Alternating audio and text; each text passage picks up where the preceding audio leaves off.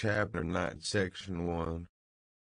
Though I cannot say I met a gentle nurse, and Joseph and the master were no better, and though our patient was as wearisome and headstrong as a patient could be, she weathered it through.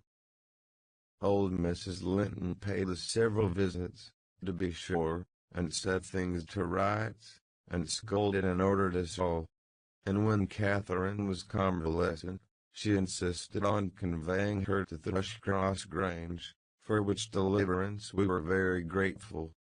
But the poor dame had reason to repent of her kindness. She and her husband both took the fever, and died within a few days of each other. Our young lady returned to us saucier and more passionate, and haughtier than ever. Heathcliff had never been heard of since the evening of the thunderstorm, and, one day, I had the misfortune, when she had provoked me exceedingly, to lay the blame of his disappearance on her, where indeed it belonged, as she well knew. From that period, for several months, she ceased to hold any communication with me, save in the relation of a mere servant. Joseph fell under a ban also. He would speak his mind, and lecture her all the same as if she were a little girl. And she esteemed herself a woman, and our mistress, and thought that her recent illness gave her a claim to be treated with consideration. Then the doctor had said that she would not bear crossing much. She ought to have her own way, and it was nothing less than murder in her eyes for anyone to presume to stand up and contradict her. From Mr. Earnshaw and his companions she kept aloof, and tutored by Kenneth, and serious threats of a fit that often attended her rages. Her brother allowed her whatever she pleased to demand, and generally avoided aggravating her fiery temper. He was rather too indulgent in humoring her caprices, not from affection, but from pride. He wished earnestly to see her bring honor to the family by an alliance with the Lintons, and as long as she let him alone she might trample on us like slaves, for all he cared. Edgar Linton, as multitudes have been before and will be after him, was infatuated, and believed himself the happiest man alive on the day he led her to Merton Chapel, 3 years subsequent to his father's death. Much against my inclination, I was persuaded to leave Wuthering Heights and accompany her here. Little Hareton was nearly 5 years old, and I had just begun to teach him his letters. We made a sad parting, but Catherine's tears were more powerful than ours. When I refused to go, and when she found her entreaties did not move me, she went lamenting to her husband and brother. The former offered me munificent wages. The latter ordered me to pack up. He wanted no women in the house, he said, now that there was no mistress. And as to Hareton, the curate should take him in hand, by and by. And so I had but one choice left, to do as I was ordered. I told the master he got rid of all decent people only to run to ruin a little faster. I kissed Hareton, said goodbye, and since then he has been a stranger, and it's very queer to think it, but I've no doubt he has completely forgotten all about L&D, and that he was ever more than all the world to her and she to him. Asterisk, asterisk, asterisk, asterisk, asterisk.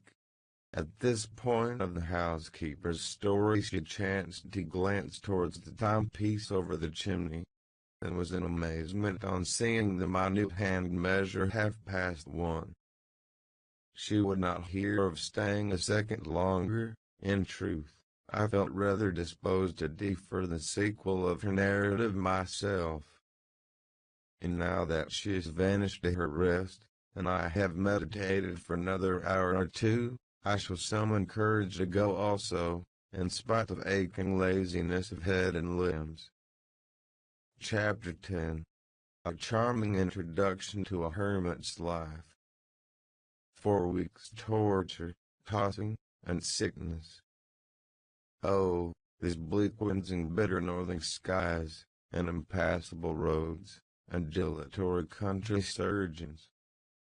And oh, this earth of the human physiognomy. And, worse than all, the terrible intimation of Kenneth that I need not expect to be out of doors till spring.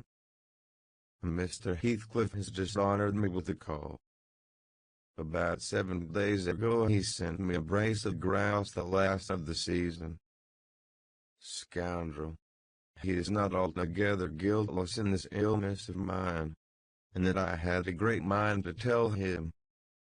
But, alas, how could I offend a man who was charitable enough to sit at my bedside a good hour, and talk on some other subject than pills and draughts, and blisters and leeches? This is quite an easy interval. I am too weak to read, yet I feel as if I could enjoy something interesting. Why not have up Mrs. Dean to finish her tale? I can recollect its chief incidents, as far as she had gone. Yes, I remembered her hero had run off, and never been heard of for 3 years, and the heroine was married. I'll ring. She'll be delighted to find me capable of talking cheerfully. Mrs. Dean came. It wants 20 minutes, sir, to taking the medicine, she commenced. Away, away with it, I replied. I desire to have.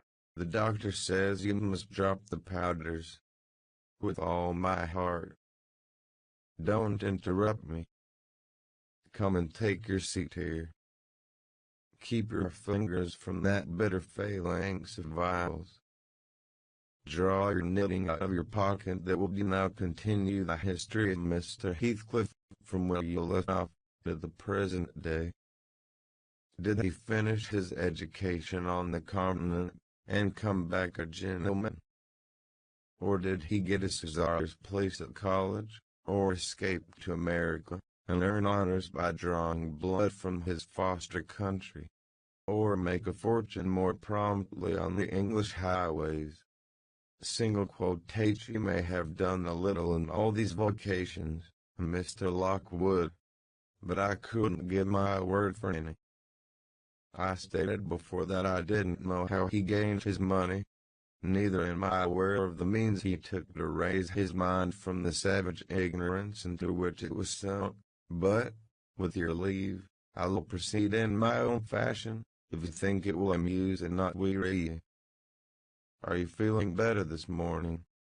Much. That's good news. Asterisk, asterisk, asterisk, asterisk, asterisk. I got Miss Catherine and myself to Thrushcross Grange, and, to my agreeable disappointment, she behaved infinitely better than I dared expect. She seemed almost overfond of Mr. Linton, and even to his sister she showed plenty of affection.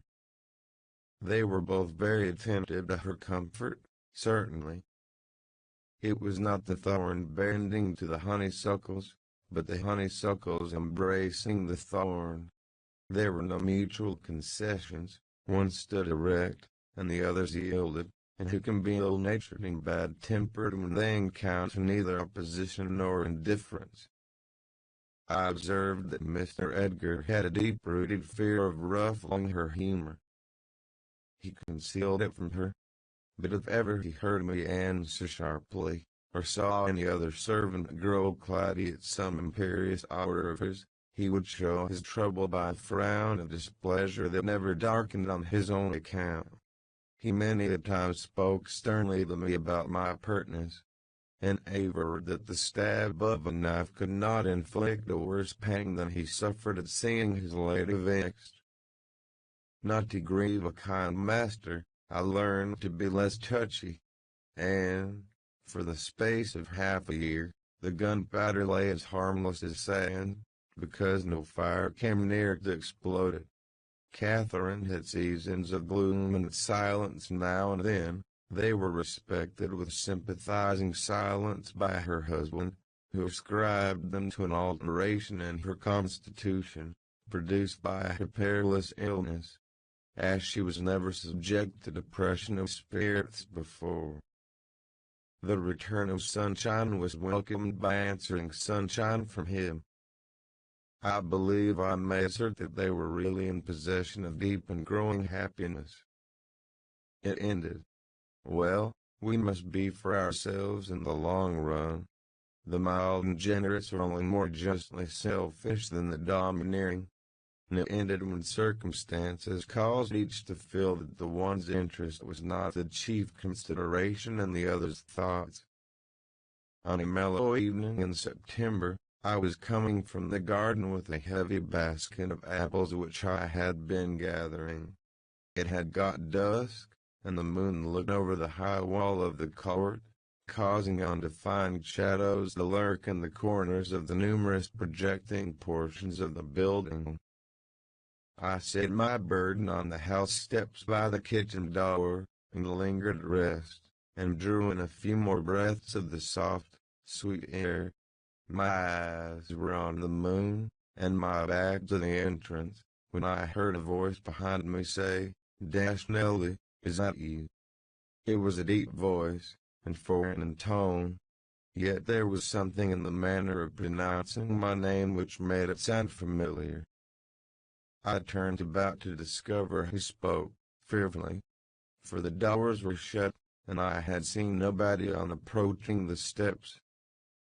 Something stirred in the porch, and, moving nearer, I distinguished a tall man dressed in dark clothes, with dark face and hair. He leaned against the side, and held his fingers on the latch as if intending to open for himself. Who can it be? I thought. Mr. Earnshaw. Oh, no. The voice has no resemblance to his. I have waited here an hour, he resumed, while I continued staring, and the whole of that time all round has been as still as death. I dared not enter. You do not know me. Look, I am not a stranger. A ray fell on his features. The cheeks were sallow, and half covered with black whiskers. The brows lowering, the eyes deep-set and singular. I remembered the eyes. What? I cried, uncertain whether to regard him as a worldly visitor, and I raised my hands in amazement. What? You come back? Is it really you? Is it? Single quote twice yes, Heathcliff, he replied, glancing from me up to the windows, which reflected a score of glittering moons, but showed no lights from within. Are they at home? Where is she? Nellie, you are not glad. You needn't be so disturbed. Is she here? Speak. I want to have one word with her, your mistress. Go, and say some person from Merton desires to see her. How will she take it? I exclaimed. What will she do? The surprise bewilders me. It will put her out of her head. Enter Heathcliff. But altered. Nay, there's no comprehending it. Have you been for soldier? Go and carry my message, he interrupted, impatiently. I'm in hell to do. He lifted the latch, and I entered. But when I got to the parlor where Mr. and Mrs. Linton were, I could not persuade myself to proceed. At length I resolved on making an excuse to ask if they would have the candles lighted, and I opened the door. They sat together in the window whose lattice lay back against the wall, and displayed, beyond the garden trees, and the wild green park, the valley of Merton, with a long line of mist winding nearly to its top, for very soon after you pass the chapel, as you may have noticed, the sow that runs from the marshes joins a beck which follows the bend of the glen. Wuthering heights rose above the silver of a power. but her old house was invisible. It rather dips down on the other side. Both the room and its occupants, and the scene they gazed on, looked wondrously peaceful. I shrank reluctantly from performing my errand, and was actually going away, leaving it instead, after having put my question about the candles, when a sense of my folly compelled me to return, and mutter, "A person from Merton wishes to see you, ma'am." "What does he want?" asked Mrs. Linton. I did not question him, I answered. "Well, close the curtains, Nellie," she said, "and bring up tea. I'll be back again directly." She quitted the apartment. Mr. Edgar inquired, carelessly, who it was. "Someone mistress does not expect," I replied. "That Heathcliff, you recollect him, sir, who used to live in Mr. Earnshaw's—" "What? The gypsy, the playboy?" he cried. Did you not say so to Catherine?" "Hush! You must not call him by those names, master," I said. "She'd be sadly grieved to hear ye." She was nearly heartbroken when he ran off. I guess his return will make a jubilee to her. Mr. Linton walked to a window on the other side of the room that overlooked the cower. He unfastened it, and leant out. I suppose they were below, for he exclaimed quickly, "Don't stand there, love. Bring the person in, if it be anyone particular." Ere long, I heard the click of the latch, and Catherine flew upstairs, breathless and wild, too excited to show gladness. Indeed, by her face, you would rather have surmised an awful calamity. "Oh, Edgar, Edgar," she panted, flinging her arms round his neck. "Oh, Edgar, darling. Heathcliff's come back, he is." And she tightened her embrace to a squeeze. "Well, well," cried her husband, crossly, "don't strangle him for that. He never struck me as such a marvellous treasure." "There's no need to be frantic. I know you didn't like him," she answered, repressing a little the intensity of her delight. "Yet, for my sake, you must be friends now." "Shall I tell him to come up here?" he said, "into the parlor?" "Where else?" she asked.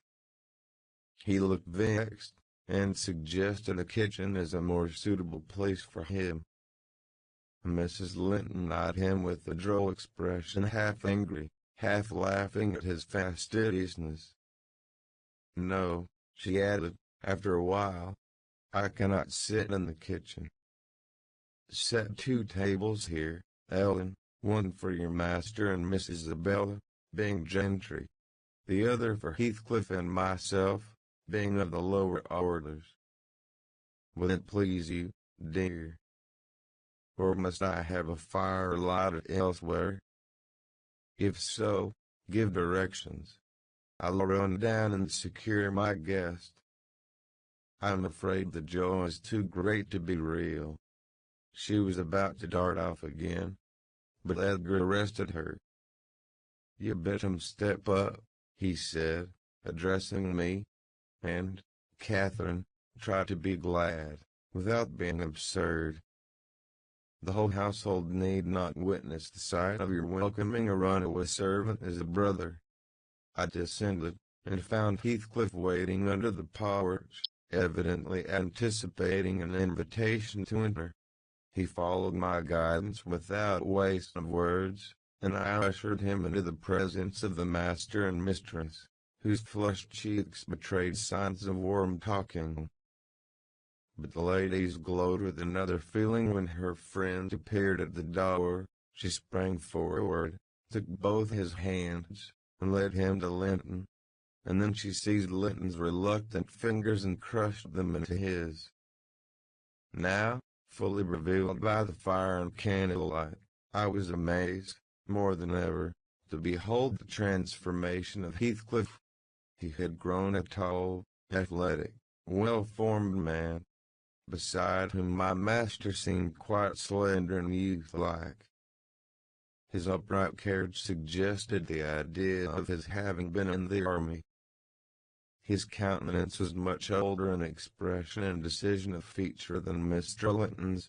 It looked intelligent, and retained no marks of former degradation.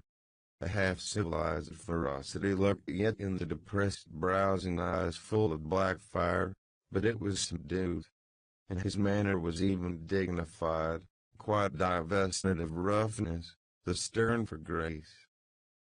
My master's surprise equaled or exceeded mine. He remained for a minute at a loss how to address the playboy, as he had called him. Heathcliff dropped his slight hand, and stood looking at him coolly till he chose to speak. "Sit down, sir," he said, at length. "Mrs. Linton, recalling old times, would have me give you a cordial reception, and, of course, I am gratified when anything occurs to please her."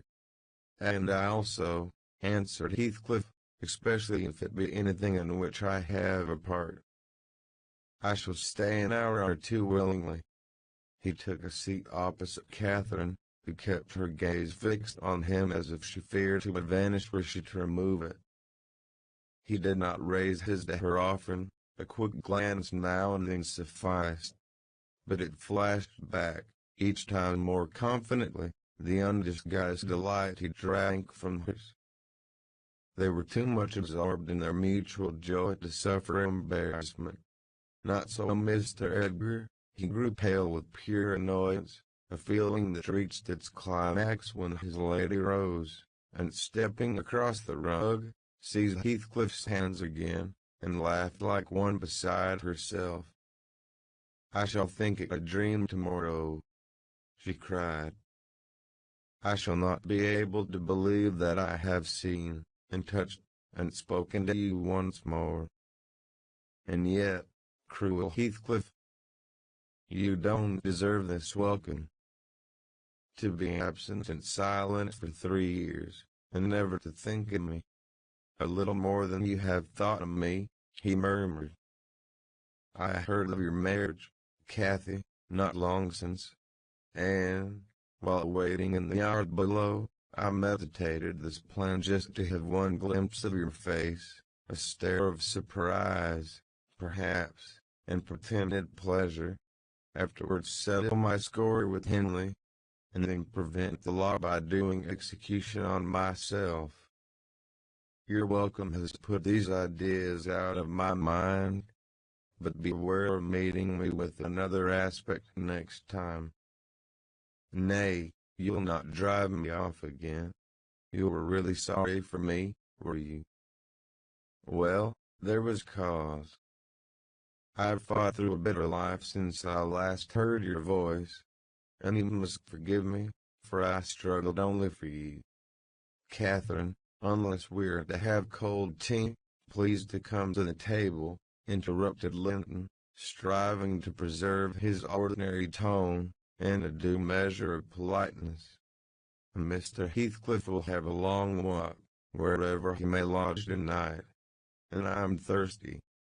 She took her post before the urn, and Miss Isabella came, summoned by the bell. Then, having handed their chairs forward, I left the room. The meal hardly endured 10 minutes. Catherine's cup was never filled.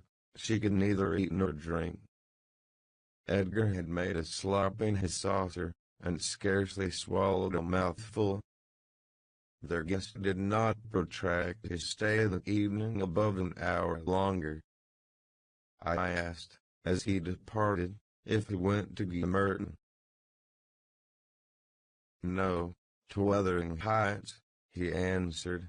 "Mr. Earnshaw invited me, when I called this morning."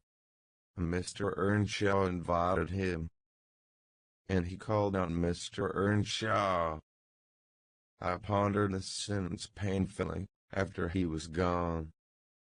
Is he turning out a bit of a hypocrite, and coming into the country to work mischief under a cloak? I mused. I had a presentiment in the bottom of my heart that he had better have remained away. About the middle of the night, I was wakened from my first nap by Mrs. Linton gliding into my chamber, taking a seat on my bedside, and pulling me by the hair to rouse me. "I cannot rest, Ellen," she said, by way of apology. "And I want some living creature to keep me company in my happiness. Edgar is sulky, because I'm glad of a thing that does not interest him. He refuses to open his mouth, except to utter pettish, silly speeches. And he affirmed I was cruel and selfish for wishing to talk when he was so sick and sleepy. He always contrives to be sick at the least cross." I gave a few sentences of commendation to Heathcliff, and he, either for a headache or a pang of envy, began to cry, so I got up and left him. "What use is it praising Heathcliff to him?" I answered. As lads they had an aversion to each other, and Heathcliff would hate just as much to hear him praised. It's human nature. Let Mr. Linton alone about him, unless you would like an open quarrel between them. "But does it not show great weakness?" pursued she. "I'm not envious. I never feel hurt at the brightness of Isabella's yellow hair and the whiteness of her skin, at her dainty elegance, and the fondness all the family exhibit for her.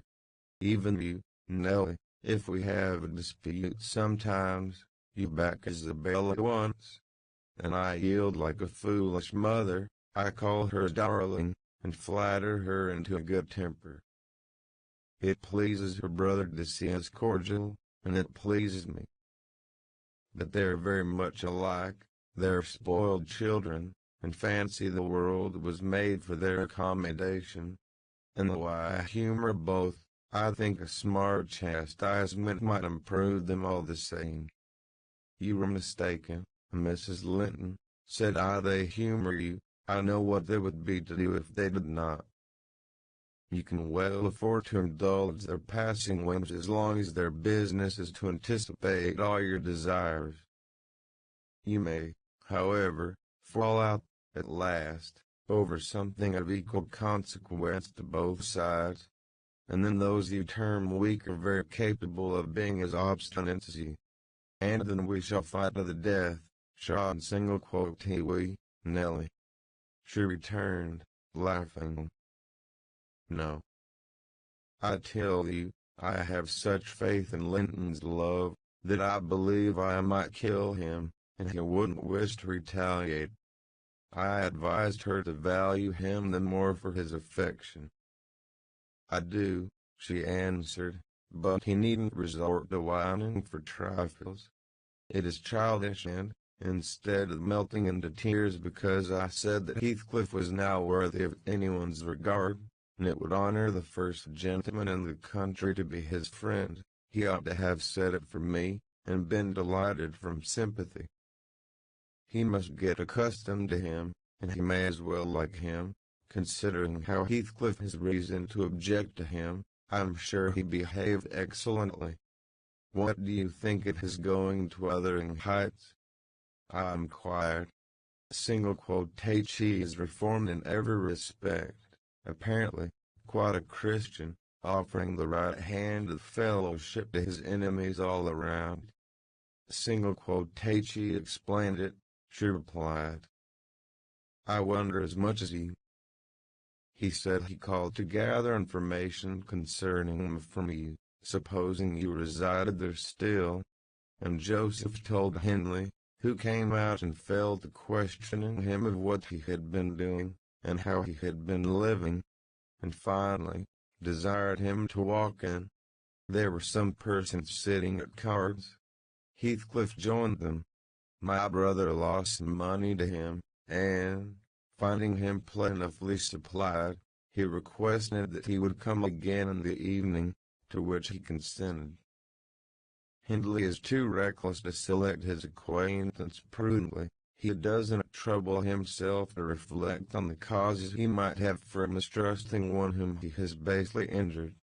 But Heathcliff affirms his principal reason for resuming a connection with his ancient persecutor is a wish to install himself in quarters at walking distance from the Grange, and an attachment to the house where we lived together, and likewise a hope that I shall have more opportunities of seeing him there than I could have if he settled in Gimmerton. He means to offer liberal payment for permission to lodge at the Heights, and doubtless my brother's covetousness will prompt him to accept the terms. He was always greedy, though what he grasps with one hand he flings away with the other. It's a nice place for a young man to fix his dwelling in. Said I, have you no fear of the consequences, Mrs. Linton? No need for my friend, she replied. His strong head will keep him from danger. A little for Henley, but he can't be made morally worse than he is, and I stand between him and bodily harm. The event of this evening has reconciled me to God and humanity. I had risen in angry rebellion against Providence. Oh, I've endured very, very bitter misery, Nelly. If that creature knew how bitter, he'd be ashamed to cloud its removal with idle petulance. It was kindness for him which induced me to bear it alone. Had I expressed the agony I frequently felt, he would have been taught to long for its alleviation as ardently as I. However, it's over, and I'll take no revenge on his folly. I can afford to suffer anything hereafter. Should the meanest thing alive slap me on the cheek, I'd not only turn the other, but I'd ask pardon for provoking it. And, as a proof, I'll go make my peace with Edgar instantly. Good night. I'm an angel. In this self-complacent conviction she departed, and the success of her fulfilled resolution was obvious on the morrow. Mr. Linton had not only abjured his peevishness, though his spirit seemed still subdued by Catherine's exuberance of vivacity, but he ventured no objection to her taking Isabella with her to Wuthering Heights in the afternoon, and she rewarded him with such a summer of sweetness and affection in return as made the house a paradise for several days, both master and servants profiting from the perpetual sunshine. Heathcliff, I should say, in future used the liberty of visiting at Thrushcross Grange cautiously. At first, he seemed estimating how far its owner would bear his intrusion. Catherine, also, deemed it judicious to moderate her expressions of pleasure in receiving him, and he gradually established his right to be expected. He retained a great deal of the reserve for which his boyhood was remarkable, and that served to repress all startling demonstrations of feeling. My master's uneasiness experienced a lull, and further circumstances diverted it into another channel for space. His new source of trouble sprang from the not anticipated misfortune of Isabel Linton evincing a sudden and irresistible attraction towards the tolerated guest. She was at that time a charming young lady of 18, infantile in manners, the possessed of keen wit, keen feelings, and a keen temper, too, if irritated. Her brother, who loved her tenderly, was appalled at this fantastic preference. Leaving aside the degradation of an alliance with the nameless man, and the possible fact that his property, in default of heirs male, might pass into such a one's power, he had sense to comprehend Heathcliff's disposition, to know that, though his exterior was altered, his mind was unchangeable and unchanged. And he dreaded that mind. It revolted him. He shrank forebodingly from the idea of committing Isabella to its keeping. He would have recoiled still more had he been aware that her attachment rose unsolicited, and was bestowed where it awakened no reciprocation of sentiment. For the minute he discovered its existence, he laid the blame on Heathcliff's deliberate designing. We had all remarked, during some time, that Miss Linton fretted and pined over something. She grew cross and wearisome, snapping at and teasing Catherine continually, at the imminent risk of exhausting her limited patience. We excused her, to a certain extent. On the plea of ill health, she was dwindling and fading before our eyes. But one day, when she had been peculiarly wayward, rejecting her breakfast, complaining that the servants did not do what she told them, that the mistress would allow her to be nothing in the house, and Edgar neglected her, that she had caught a cold with the doors being left open, and we let the parlor fire go out on purpose to vex her, with 100 yet more frivolous accusations, Mrs. Linton peremptorily insisted that she should get to bed, and, having scolded her heartily, threatened to send for the doctor. Mention of Kenneth caused her to exclaim, instantly, that her health was perfect, and it was only Catherine's harshness which made her unhappy. "How can you say I am harsh, you naughty foundling?" cried the mistress, amazed at the unreasonable assertion. "You are surely losing your reason. When have I been harsh? Tell me." "Yesterday," sobbed Isabella, "and now." "Yesterday," said her sister-in-law. "On what occasion?" "In our walk along the moor. You told me to ramble where I pleased, while you sauntered on with Mr. Heathcliff." "And that's your notion of harshness?" said Catherine, laughing. "It was no hint that your company was superfluous. We didn't care whether you kept with us or not. I merely thought Heathcliff's talk would have nothing entertaining for your ears." "Oh, no," wept the young lady. "You wished me away, because you knew I liked to be there." "Is she sane?" asked Mrs. Linton, appealing to me. "I'll repeat our conversation, word for word, Isabella, and you point out any charm that could have hid for you." "I don't mind the conversation," she answered. "I wanted to be with Will," said Catherine, perceiving her hesitate to complete the sentence. "With him, and I won't be always sent off," she continued, kindling up. "You are a dog in the manger, Cathy, and desire no one to be loved but yourself." "You are an impertinent little monkey," exclaimed Mrs. Linton, in surprise. "But I'll not believe this idiocy. It is impossible that you can covet the admiration of Heathcliff, that you consider him an agreeable person." "I hope I have misunderstood you, Isabella." "No, you have not," said the infatuated girl. "I love him more than ever you loved Edgar, and he might love me, if you would let him. I wouldn't be for a kingdom, then," Catherine declared, emphatically, and she seemed to speak sincerely. "Nelly, help me to convince her of her madness.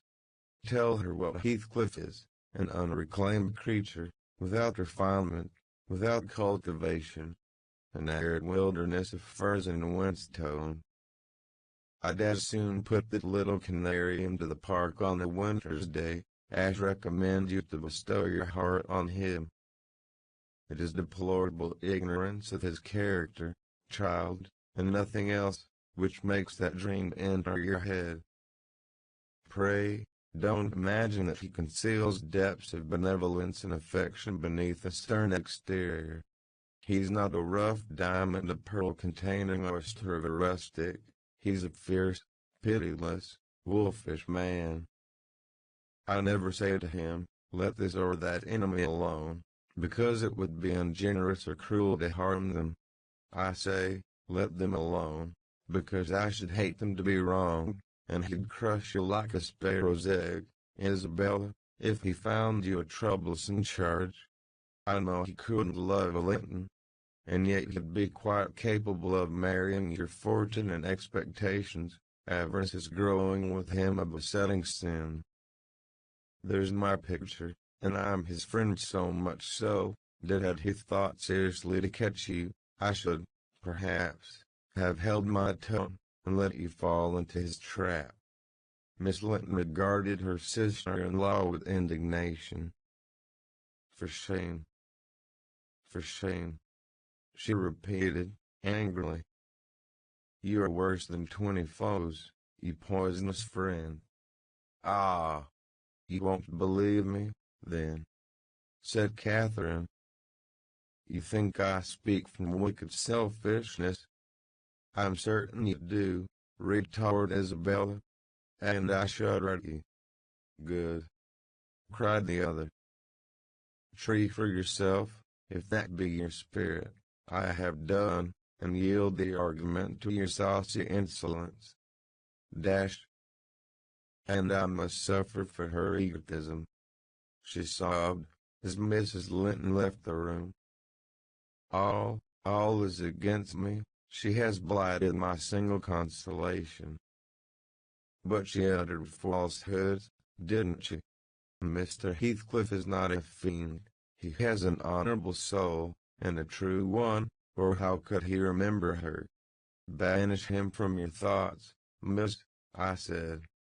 He's a bird of bad omen, no mate for you. Mrs. Linton spoke strongly, and yet I can't contradict her. She is better acquainted with his heart than I, or anyone besides, and she never would represent him as worse than he is. Honest people don't hide their deeds. How has he been living? How has he got rich? Why is he staying at Wuthering Heights, the house of a man whom he abhors? They say Mr. Earnshaw is worse and worse since he came. They sit up all night together continually, and Hindley has been borrowing money on his land, and is nothing but play and drink. I heard only a week ago it was Joseph who told me I met him at Merton. Nellie, he said, we's high a crowner's quest at our folks. One on his finger to other fro sticking his sound like a cough. That's Meister, yeah, no, that's so up or going to the grand sizes. He's no inferior to bench o' judges, nor the Paul, nor Peter, nor John, nor Matthew, nor Noah on them, not he. He fair likes he langs to set his brazen face agin him. And yon bonny lad Heathcliff, yeah mind, he's a rare un. He can gurn a laugh as well's ony body at a rate Deville's jest. Does he never say note of his fine living among us, when he goes to the Grange?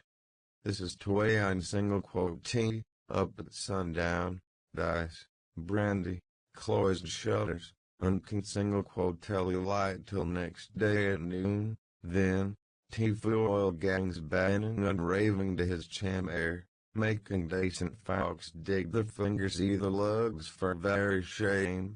On the knave, why he can cane his brass, and ate, and sleep, and off to his neighbors to gossip with the wife. He covers, he tells Dame Catherine how her father's gold runs into his pocket, and her father's son gallops down to Broad Road, while he flees afore to open to Pikes. Now, Miss Linton, Joseph is an old rascal, been a lard, and, if his account of Heathcliff's conduct be true, you would never think of desiring such a husband, would you? You are leagued with the rest, Ellen. She replied. I'll not listen to your slanders. What malevolence you must have to wish to convince me that there's no happiness in the world.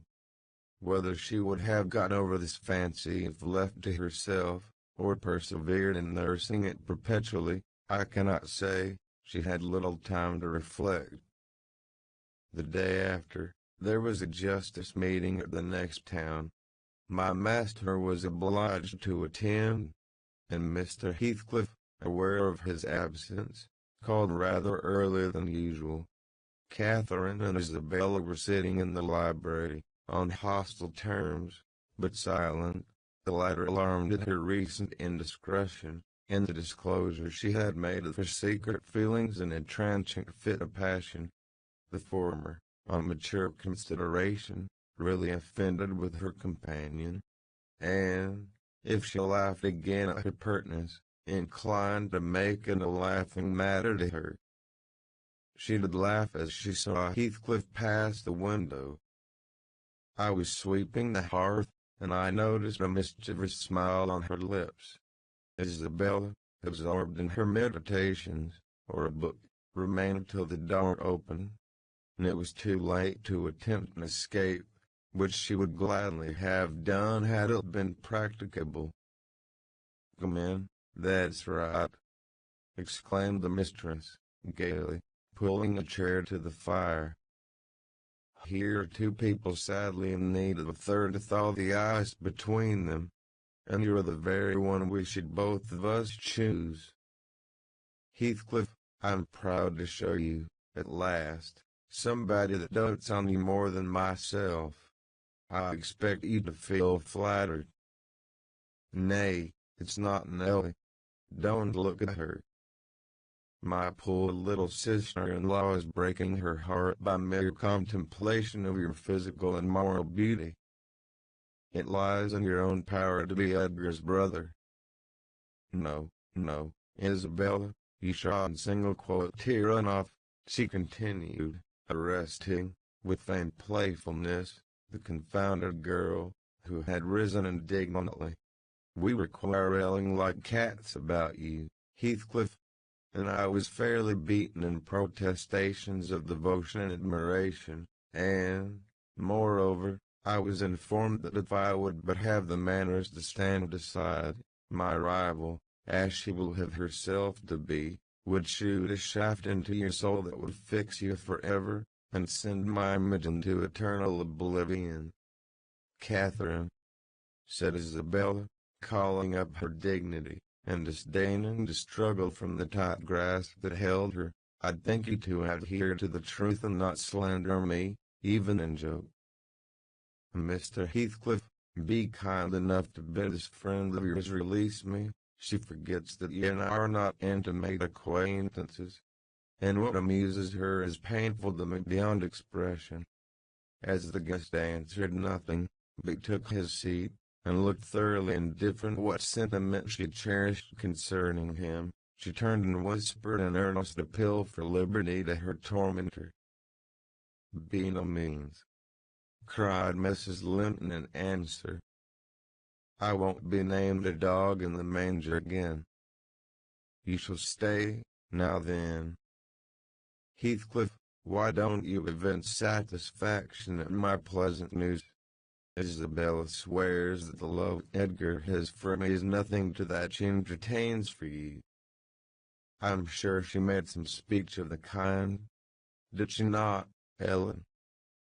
And she has fasted ever since the day before yesterday's walk, from sorrow and rage that I dispatched her out of your society under the idea of its being unacceptable." "I think you belie her," said Heathcliff, twisting his chair to face them. "She wishes to be out of my society now, at any rate." And he stared hard at the object of discourse, as one might do at a strange repulsive animal, a centipede from the Indies, for instance, which curiosity leads one to examine in spite of the aversion it raises. The poor thing couldn't bear that. She grew white and red in rapid succession, and, while tears beaded her lashes, bent the strength of her small fingers to loosen the firm clutch of Catherine, and perceiving that as fast as she raised one finger off her arm another closed down, and she could not remove the hold together, she began to make use of her nails, and their sharpness presently ornamented the detainers with crescents of red. "There's a tigress!" exclaimed Mrs. Linton, setting her free, and shaking her hand with pain. "Begone, for God's sake, and hide your vixen face. How foolish to reveal those talents to him. Can't you fancy the conclusions he'll draw? Look, Heathcliff. They're instruments that will do execution. You must beware of your eyes. I drenched them off her fingers, if they ever menace me, he answered, brutally, when the door had closed after her. But what did you mean by teasing the creature in that manner, Cathy? You were not speaking the truth, were you? I assure you I was, she returned.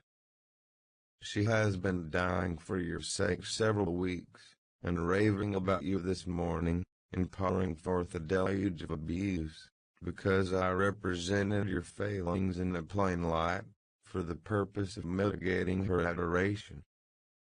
But don't notice it further. I wish to punish her sauciness, that's all. I like her too well, my dear Heathcliff, to let you absolutely seize and devour her up. And I like her too ill to attempt it, said he, except in a very ghoulish fashion. You'd hear of odd things if I lived alone with that mawkish, waxen face. The most ordinary would be painting on its white the colors of the rainbow, and turning the blue eyes black, every day or two. The deadest tably resemble Linton's. Delectably, observed Catherine. They're dove's eyes, angels. She's her brother's heir, is she not? He asked, after a brief silence. I should be sorry to think so, returned his companion. Half a dozen nephews shall erase her title, please heaven. Abstract your mind from the subject at present. You are too prone to covet your neighbor's goods. Remember, this neighbor's goods are mine. If they were mine, they would be none the less that, said Heathcliff. But though Isabel Linton may be silly, she is scarcely mad. And, in short, we'll dismiss the matter, as you advise. From their tongues they did dismiss it. And Catherine, probably, from her thoughts. The other, I felt certain, recalled it often in the course of the evening. I saw him smile to himself, grin rather, and lapse into ominous musing whenever Mrs. Linton had occasion to be absent from the apartment. I determined to watch his movements. My heart invariably cleaved to the master's, in preference to Catherine's side, with reason I imagine, for he was kind, and trustful, and honorable, and she could not be called opposite. Yet she seemed to allow herself such wide latitude, that I had little faith in her principles, and still less sympathy for her feelings. I wanted something to happen which might have the effect of freeing both Wuthering Heights and the Grange of Mr. Heathcliff quietly, leaving us as we had been prior to his advent. His visits were a continual nightmare to me, and, I suspected, to my master also. His abode at the Heights was an oppression past explaining. I felt that God had forsaken the stray sheep there to its own wicked wanderings, and an evil beast prowled between it and the fold, waiting his time to spring and destroy. Chapter 11. Sometimes, while meditating on these things in solitude, I've got up in a sudden terror, and put on my bonnet to go see how all was at the farm. I've persuaded my conscience that it was a duty to warn him how people talked regarding his ways. And then I've recollected his confirmed bad habits, and, hopeless of benefiting him, have flinched from re-entering the dismal house, doubting if I could bear to be taken at my word. One time I passed the old gate, going out of my way, on a journey to Merton.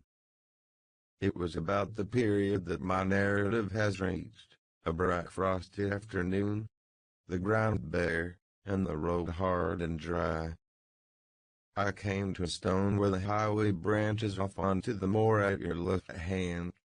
A rough sand pillar, with the letters WH cut on its north side, on the east, G, and on the southwest, T.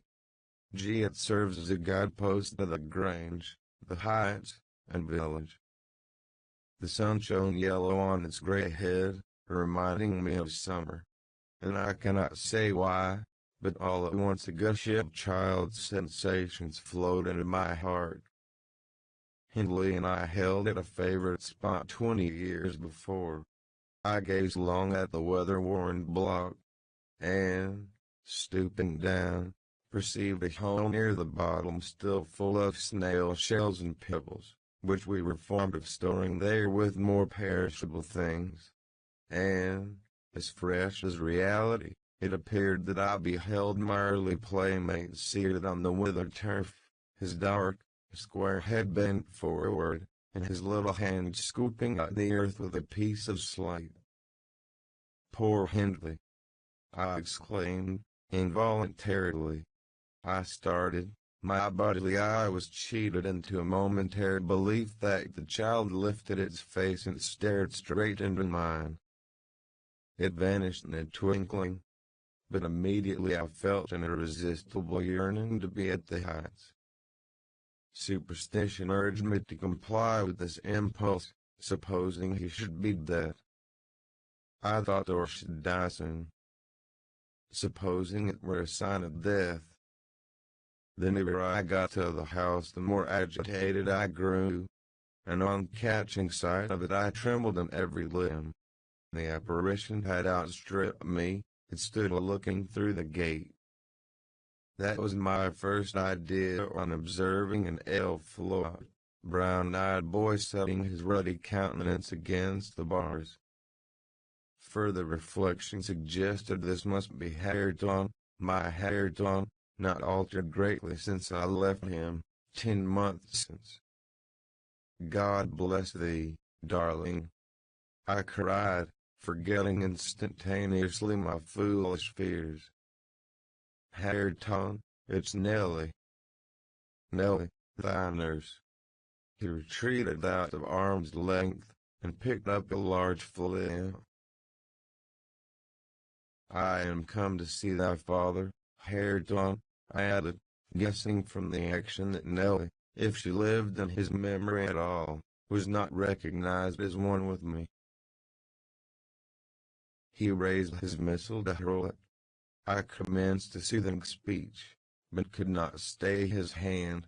The stone struck my bonnet, and then ensued, from the stammering lips of the little fellow, a string of curses, which, whether he comprehended them or not, were delivered with practiced emphasis, and distorted his baby features into a shocking expression of malignity.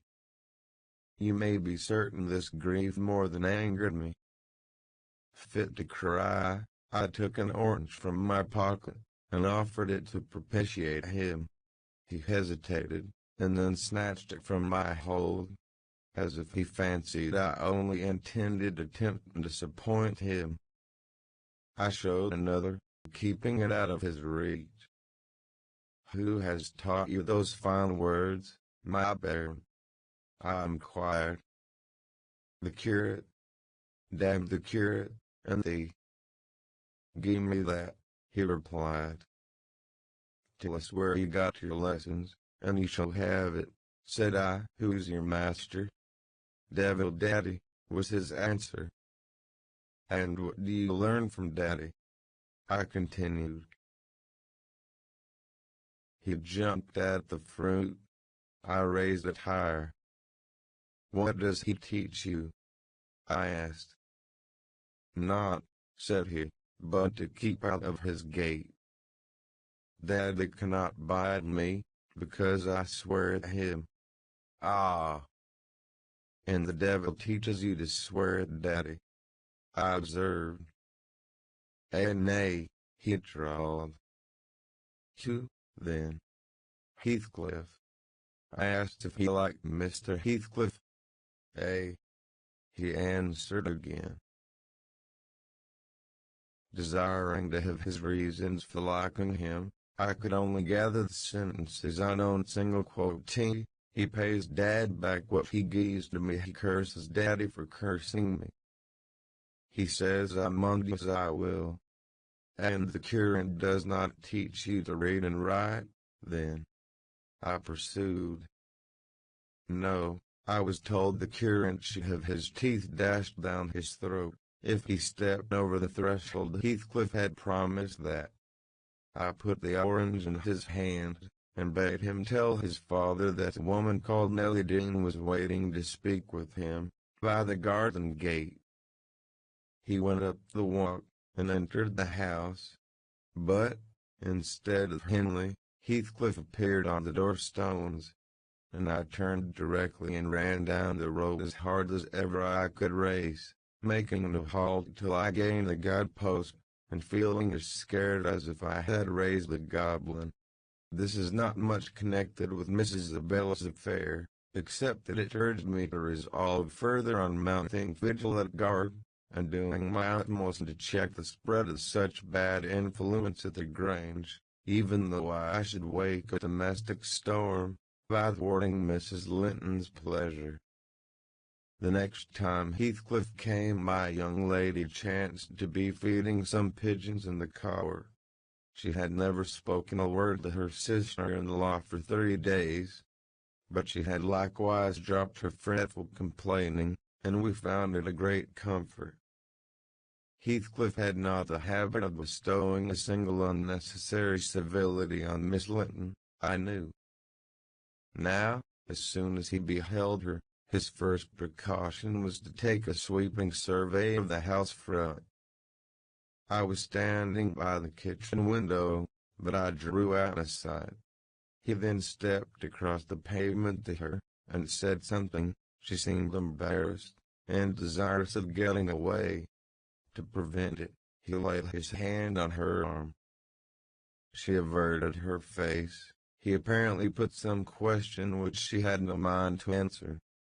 There was another rapid glance at the house, and supposing himself unseen, the scoundrel had the imprudence to embrace her.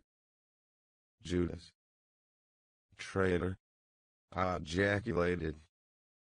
You are a hypocrite, too, are ye? A deliberate deceiver. Who is Nellie? Said Catherine's voice at my elbow. I had been over intent on watching the pair outside to mark her entrance. Your worthless friend, I answered, warmly, the sneaking rascal yonder. Ah, he has caught a glimpse of us. He is coming in. I wonder will he have the heart to find a plausible excuse for making love to Miss, when he told you he hated her.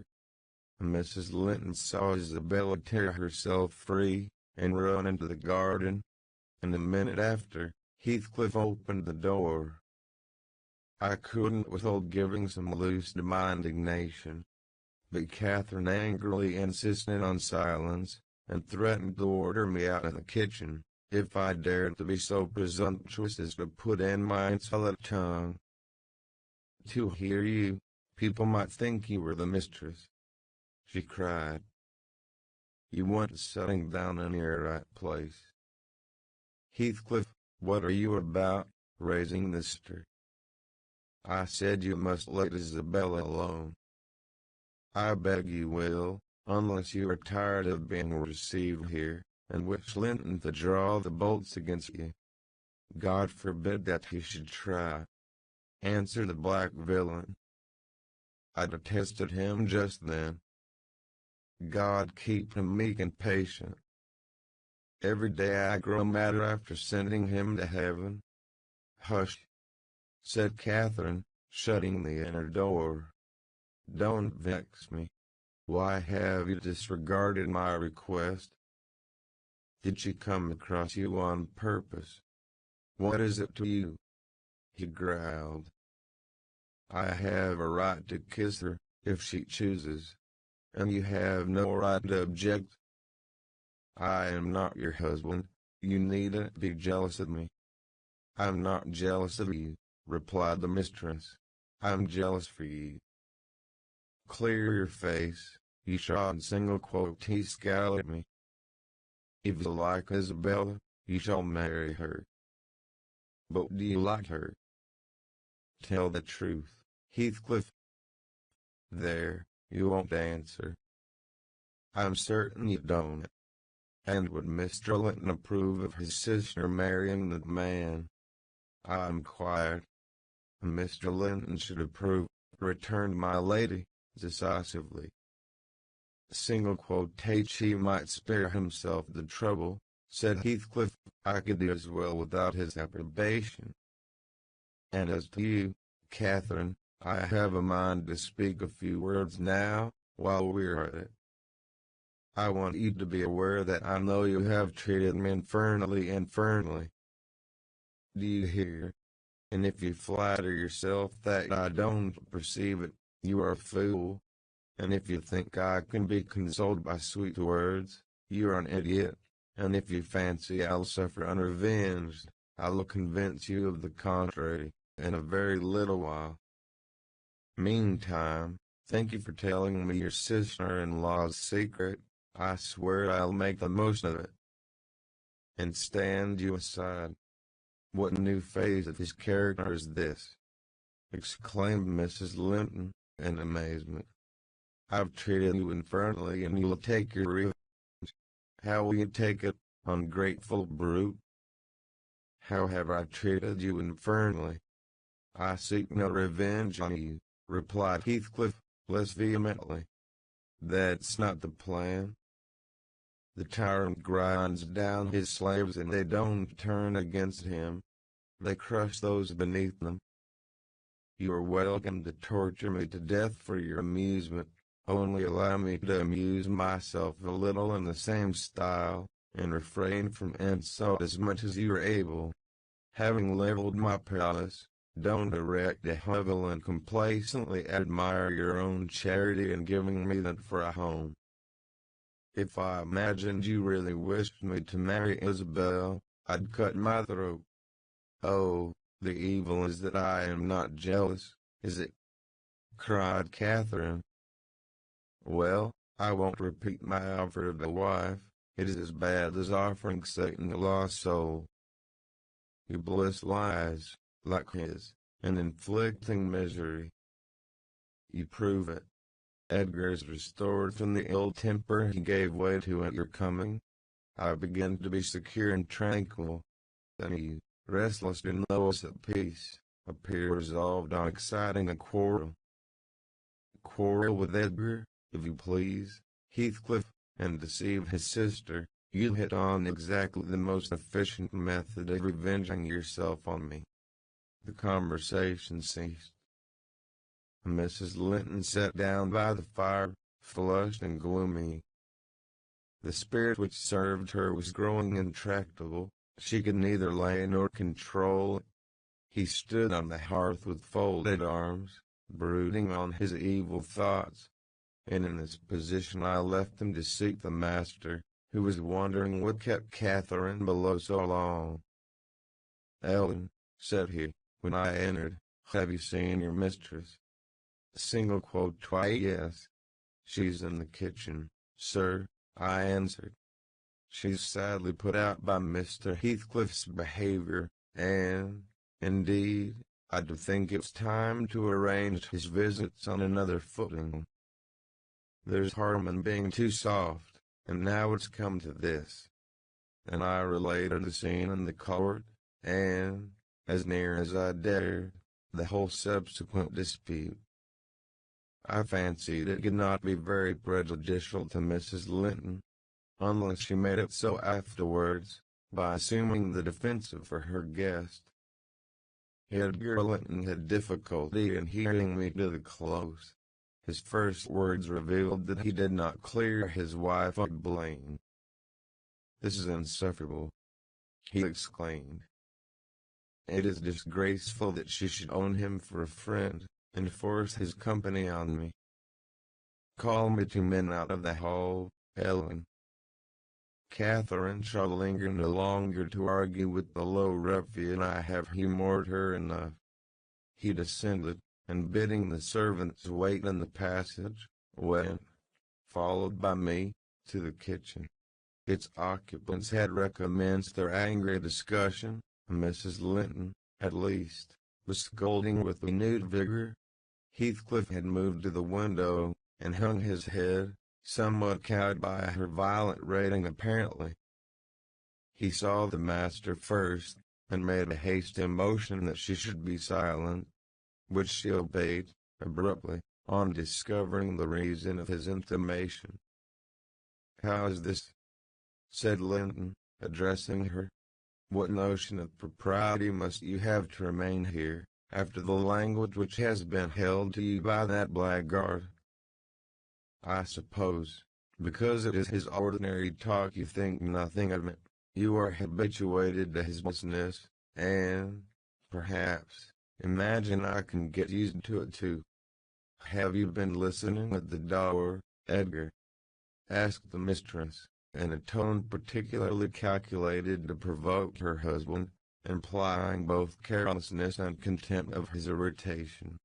Heathcliff, who had raised his eyes at the former speech, gave a sneering laugh at the latter, on purpose, it seemed, to draw Mr. Linton's attention to him. He succeeded, but Edgar did not mean to entertain him with any high flights of passion. "I've been so far forbearing with you, sir," he said quietly. "Not that I was ignorant of your miserable, degraded character, but I felt you were only partly responsible for that. And Catherine wishing to keep up your acquaintance, I acquiesced foolishly. Your presence is a moral poison that would contaminate the most virtuous. For that cause, and to prevent worse consequences, I shall deny you hereafter admission into this house, and give notice now that I require your instant departure. 3 minutes' delay will render it involuntary and ignominious." Heathcliff measured the height and breadth of the speaker with an eye full of derision. "Cathy, this lamb of yours threatens like a bull," he said. "It is in danger of splitting its skull against my knuckles. By God, Mr. Linton, I am mortally sorry that you are not worth knocking down." My master glanced towards the passage, and signed me to fetch them. He had no intention of hazarding a personal encounter. I obeyed the hint, but Mrs. Linton, suspecting something, followed, and when I attempted to call them, she pulled me back, slammed the door to, and locked it. "Fair means," she said, in answer to her husband's look of angry surprise. "If you have not courage to attack him, make an apology, or allow yourself to be beaten. It will correct you of feigning more valor than you possess. No, I will swallow the key before you shall get it. I am delightfully rewarded for my kindness to each.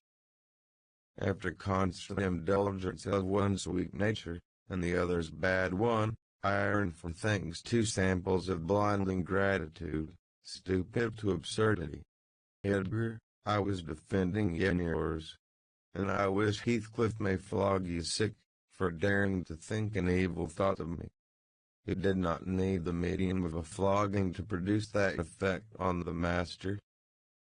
He tried to wrest the key from Catherine's grasp, and for safety she flung it into the hottest part of the fire, whereupon Mr. Edgar was taken with a nervous trembling, and his countenance grew deadly pale.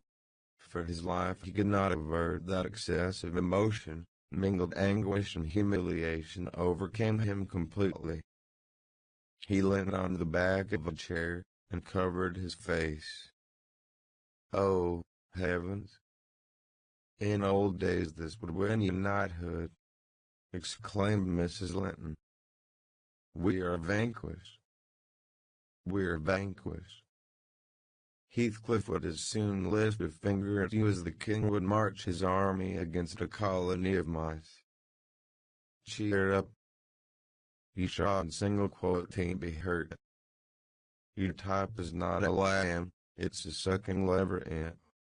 I wish you joy, the milk-blooded coward, Kathy, said her friend.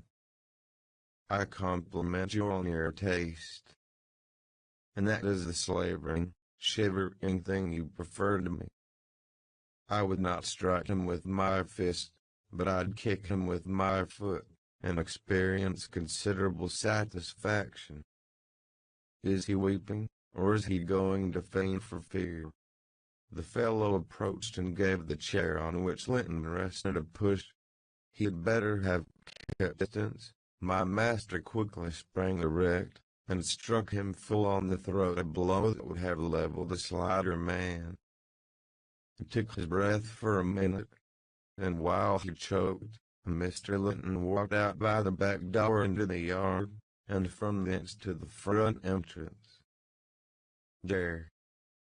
You've done with coming here," cried Catherine. "Get away, now. He'll return with a brace of pistols and half a dozen assistants.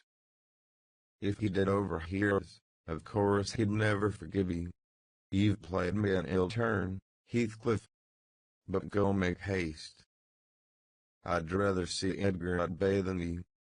Do you suppose I'm going with that blow burning in my gullet?" he thundered. "Be hell, no. I'll crush his ribs in like a rotten hazelnut before I cross the threshold. If I don't floor him now, I shall murder him sometime. So, as you value his existence, let me get to him." "Single quotation, he is not coming," I interposed, framing a bit of a lie. "There's the coachman and the two gardeners. You'll surely not wait to be thrust into the road by them. Each has a bludgeon, and master will, very likely, be watching from the parlor windows to see that they fulfill his orders.